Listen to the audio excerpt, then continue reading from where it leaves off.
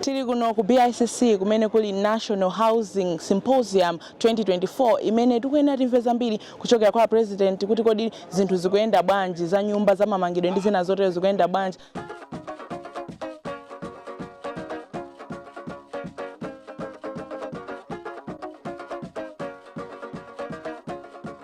As real estate talk, we're still here interviewing different people. With me here is Mr. How are you? All right, thanks. Riz Omar from Maple Leaf Realty and Land Economy Chair. Okay, so sir, you've been here, and what's the importance of you being here? To see the changes, the innovations that are happening in Malawi. Obviously, as you know, land economy deals with land development, housing, real estate per se. Most of us are restricted to main cities, but this is now exposing what can happen in the small towns and villages where there can be some regulation, there can be some systems, there can be some compliances which we haven't seen in the past. So you can put pen to paper and I can go out into a town or a village and I can effectively value that property for whether it's for bank purposes, whether it's for auditing purposes, or whether it could be a potential sale or exchange within the family.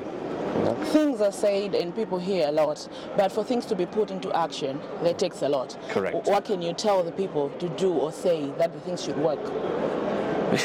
It's a challenging one. It's a very good question. It's a challenge we face, but I think the positivity, because the economic climate has been very tough.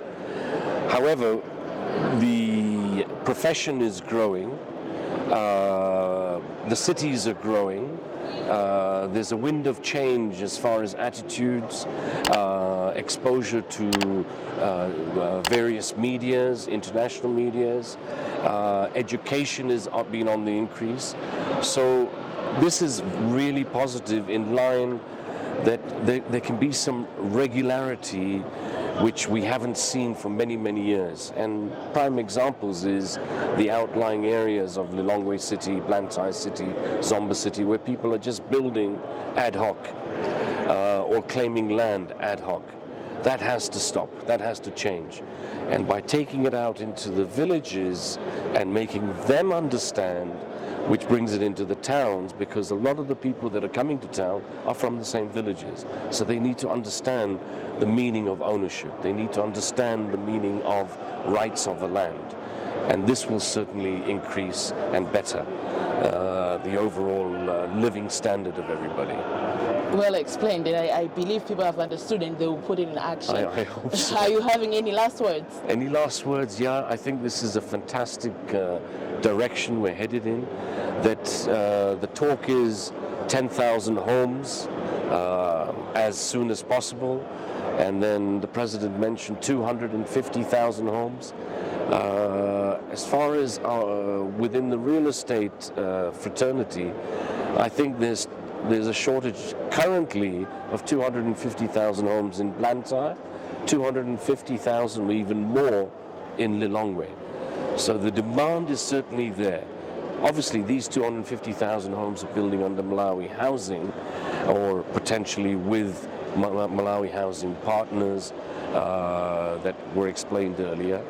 And we're hoping that the private sector, who have not been a strong part of this, need to get invited or need to be brought into this framework, so they too can also build the houses and the residentials and the areas that we need for potential growth. Thank you so much for your time. Pleasure. Thank you. My pleasure.